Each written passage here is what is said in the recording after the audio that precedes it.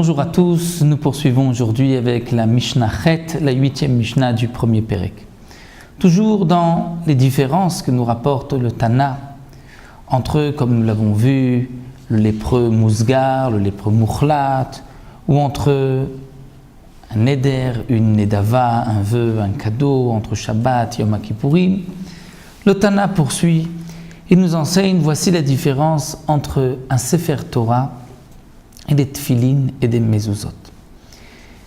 C'est-à-dire dans leur halachot, quelles sont les différences dans l'obligation d'écrire sur un parchemin avec de l'encre, un dio, une plume.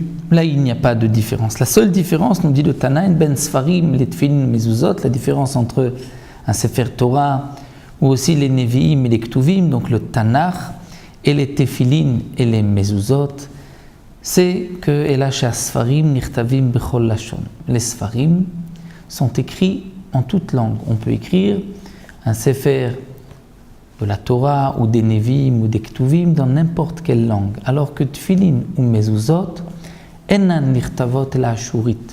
Les Tfilin et Mezuzot ne peuvent être écrits que Ashurit, c'est-à-dire dans l'écriture du Lashon HaKodesh, l'octave Ashurit que nous connaissons, lequel nous écrivons, donc cette écriture des Sifrei Torah, des Sfarim et des Mezuzot.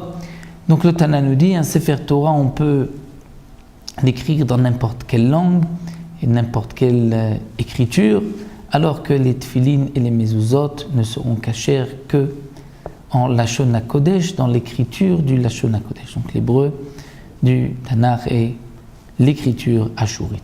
Rabban Shimon Gamliel Omer, Rabban Shimon Gamliel nous dit, Af besfarim lo itiru shikatevu ela yevanit, même les Sifrei Torah, on a permis d'écrire que yevanit, c'est-à-dire en grec. Mais on n'a pas permis d'écrire dans une autre langue. La raison du yevanit, nous explique le Barthénora, c'est que nous l'apprenons d'un pasuk, Yaftelokim leyefet vishkon beoleshem, c'est-à-dire que Akadosh Baruch Hu a permis que la beauté de Yefet, qui est l'ancêtre des Grecs, réside Be'ol et Shem, dans les tentes de Shem, donc de la descendance de Shem, ce sont les Bnei Israël. Et la belle langue des descendants de Yefet, c'est le Yivani, c'est le grec.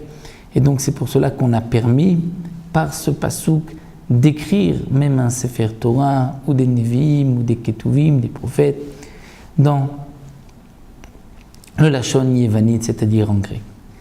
De nos jours, rapporte le Barthénora, cette langue a été perdue et donc on ne pourra écrire de Sifrei Torah que en Lashon HaKodesh, dire l'octave Ashurit, comme nous avons l'habitude de l'écrire encore aujourd'hui. Donc voici où la Mishnah nous donne la différence entre les Sfarim et les Tfilin Mezuzot, et comme explique les Mefarshim pour le reste, c'est-à-dire comment on doit coudre le Sefer Torah, là c'est avec des boyaux, des guidim, comme pour les Tefilin, donc là le din ne change pas.